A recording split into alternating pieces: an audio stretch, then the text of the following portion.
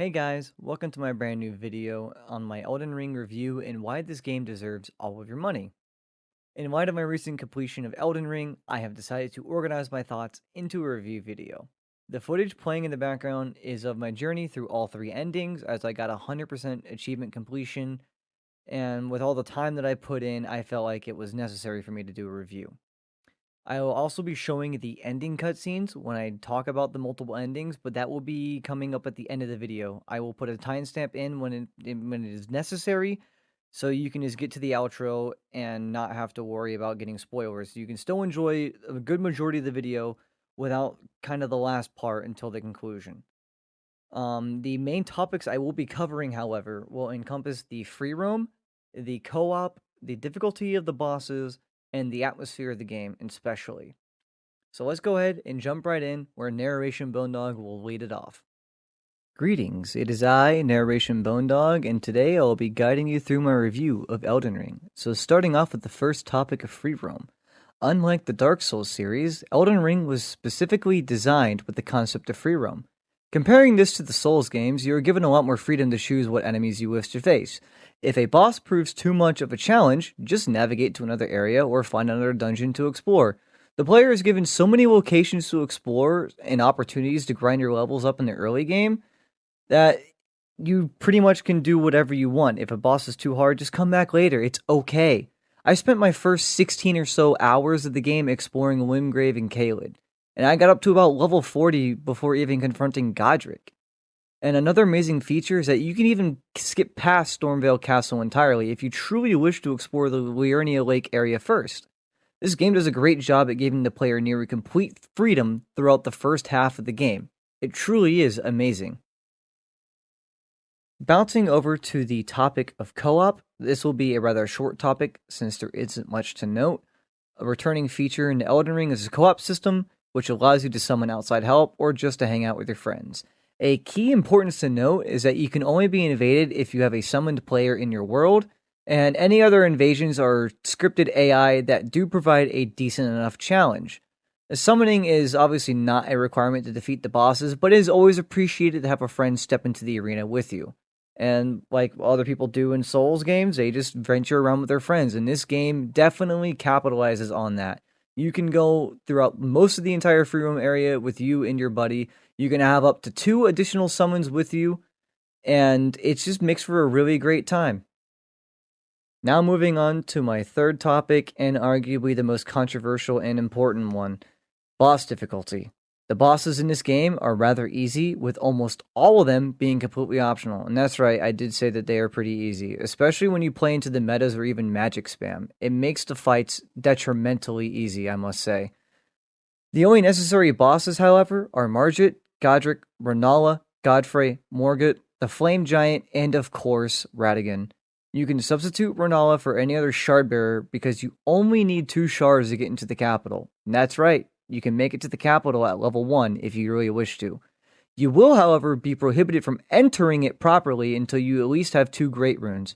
I do highly recommend clearing out the majority of the catacombs and jails for the sole fact that you can earn easy levels and acquire a lot of useful items. In regards to the Catacomb Bosses, they're fairly easy to figure out. Some may require a lot more attempts than others, but the vast majority really only need about 2 or 3 tries if you figure out their moveset. The optional shard barriers and demigods, on the other hand, are a whole different subject. Each one I'm about to name are not to be taken lightly. Rykard, Radahn, Malenia, and Maguin. If you want me to make walkthroughs for any of these, leave a comment down below. And some of the background footage will show me killing the bosses in New Game Plus, and I'll be more than happy to impart my knowledge upon you guys. But as far as their difficulty goes, they are for sure 0 to 100 in a second. Especially Radahn. Radahn is the one that you're going to encounter pretty much first, typically, if you're free roaming, because you encounter him in Caelid during the Festival of Combat, and that guy will put you in your place real quick. Now, once you actually start to invest some time in figuring out how to avoid him and how to counter his moves, it becomes a very noble fight. Now, as far as Rykard goes, he's a little interesting. He can be very intimidating at first, but there's an easy method to beat him that calls back to a Dark Souls 3 boss fight. Millennia, on the other hand, is a whole nother world on its own. She could basically go toe-to-toe with Goku, I would say. Millennia is just unfathomably difficult. But it is possible to kill her, and I know plenty of people have already, and there's already strats and guides out there, but if you wish for me to make a proper Millennia video, I guess I can do it on New Game Plus 2 or something like that to prove that even on the higher difficulties, there is a tried and true strat that will work. And last but not least, our dear boy Maguin. This guy, a little bit like Millennia, can heal when he damages you, but it's a special moveset that does it. But he does a lot of bleeding damage, and that guy, ooh, let me tell you, that guy is something else. But he's fairly easy to take out as long as you can DPS spam him, and it always helps to have a summon. A lot of the later fights will always pretty much go very, very well if you have a summon, which you'll see me using Black Knife Tish a lot. I figured out how useful he is, and if you want me to put out a guide on how to get him, I can provide that as well. Now, breaking away from the enemies and challenges of the game, we're going to go on to the niceties of the game and just the absolute feeling and atmosphere. One thing I absolutely have to bring to light is the soundtrack. And Elden Ring's soundtrack is by far one of the best game soundtracks I have heard in a while. Composed by Yuka Kitamura, the lands between feel so amazing and whimsical to explore while her expert orchestration accompanies you. The last soundtrack that was deserving of my praise was Assassin's Creed Odyssey. And aside from the main menu music, which is absolutely amazing, take a listen to the music you hear when you enter the capital.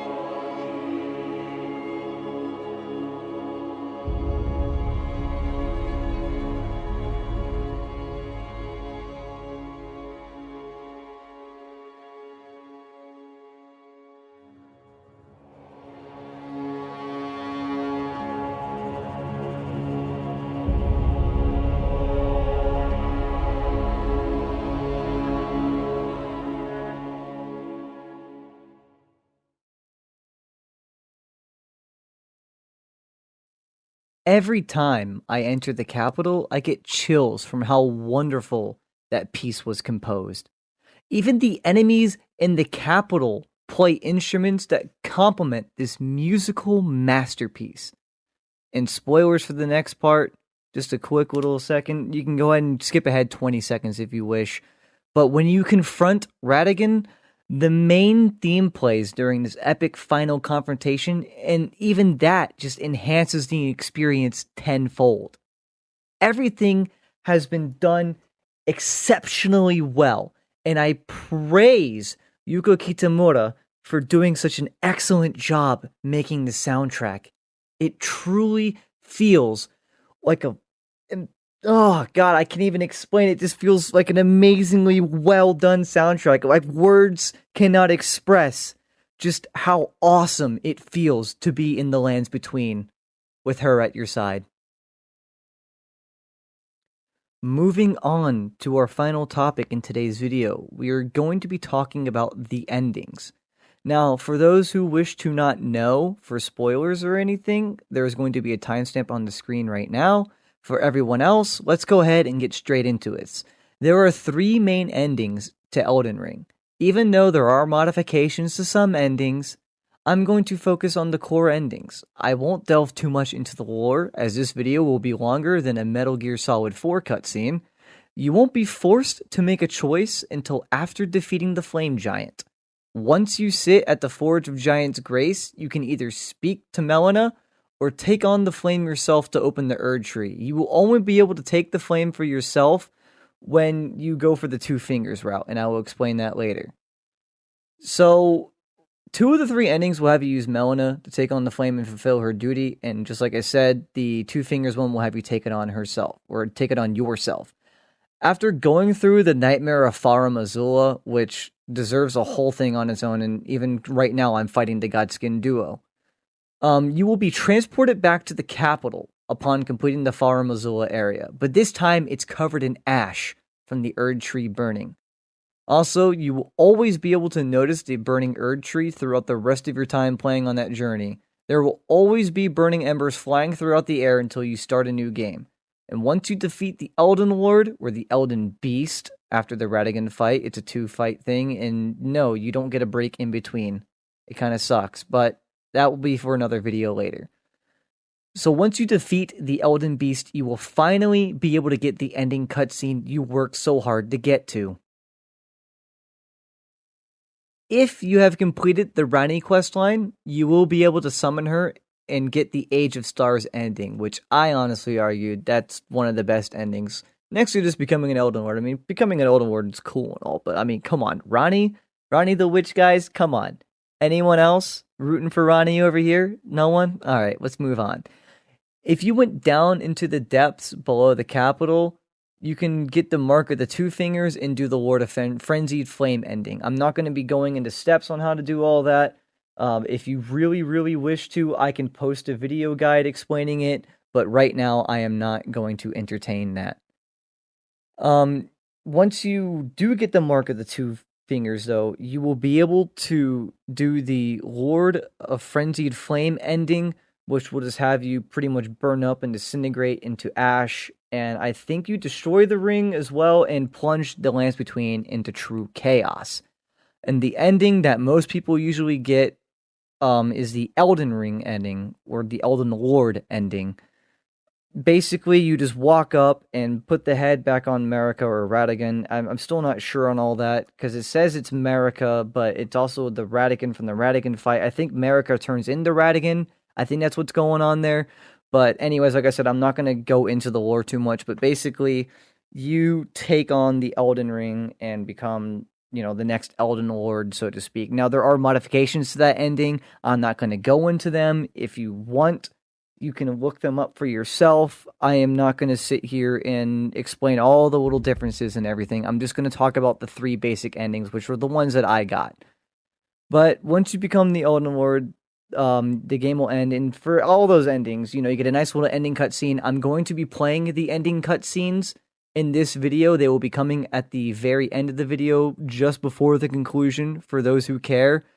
And once you finish that, you don't have to start your next new game immediately. You can still free roam, which is really cool. And also, when you start the next new game, you will have the entire map unlocked still. It's just you won't have any of the graces. So don't worry about recollecting the map fragments or anything like that. You just need to go revisit the graces, and everything will be fine. So let's go ahead and move out of this topic. We are going to play the ending cutscenes here now, though, before we get on to the conclusion, so the non-spoiled people can get to the conclusion.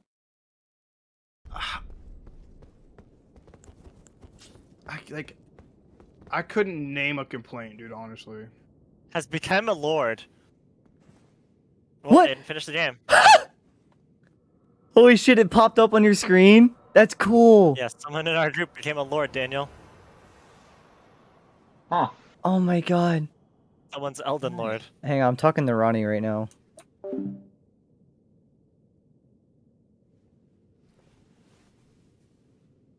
The battle is over, I see.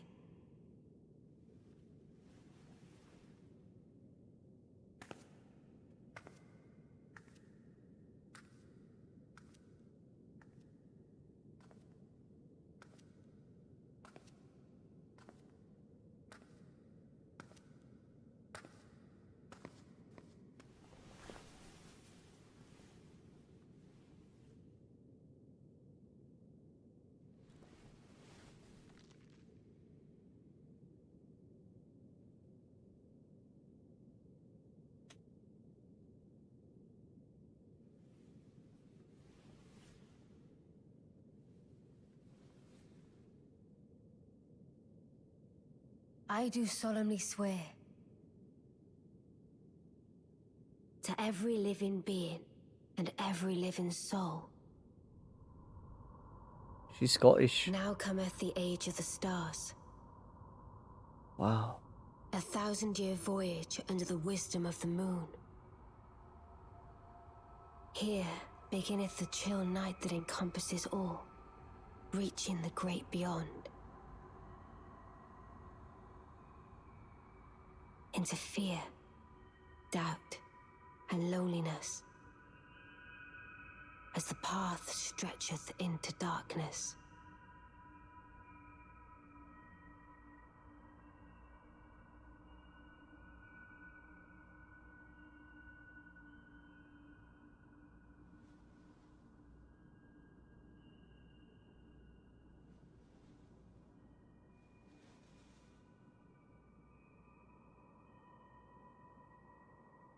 Well then, shall we?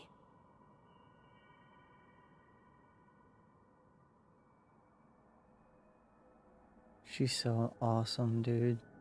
My fair consort eternal.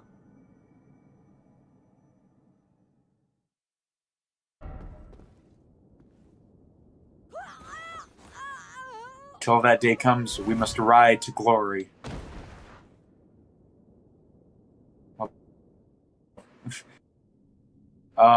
Aiden, why am I glowing?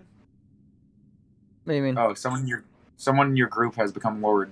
Yeah, you get a buff. What's the buff?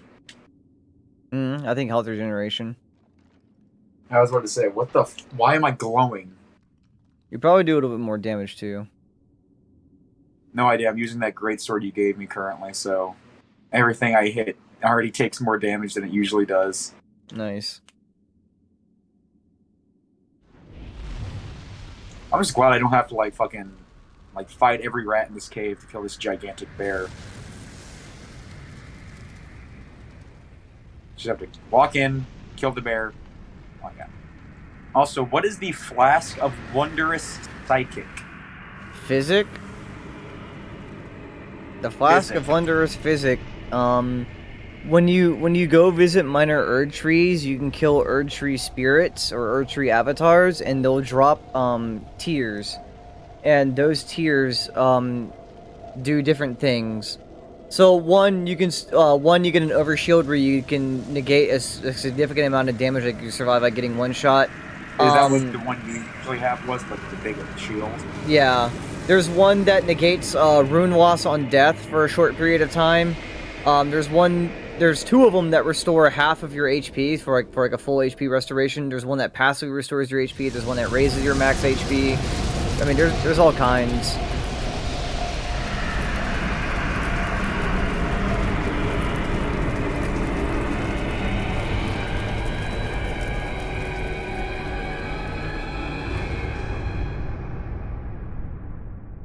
Well, all right then. Well, you did it. Now what?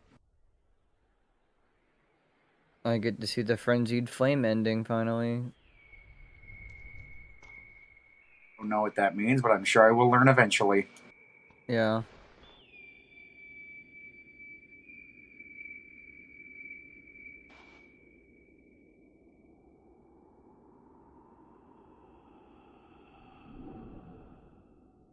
Oh, there's no, let me go. the Let me go. whistle.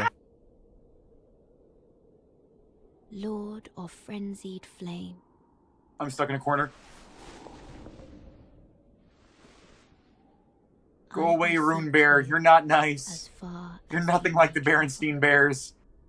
Yeah. I can't even fucking go walk towards him without getting schmacked. to deliver you what is yours. Oh shit.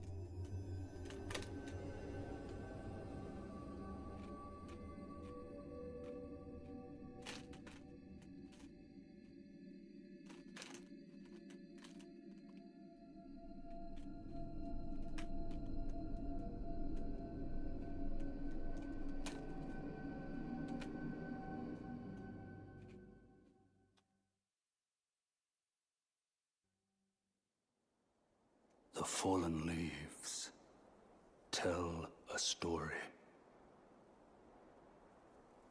of how a tarnished became Elden Lord. In our home, across the fog, the lands between.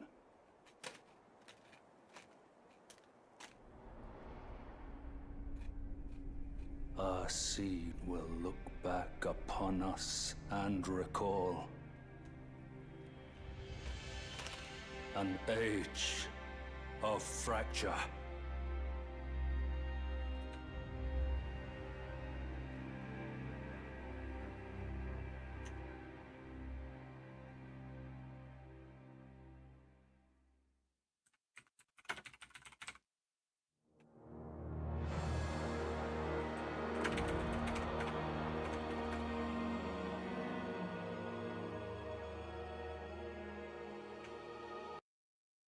And now we move on to the conclusion.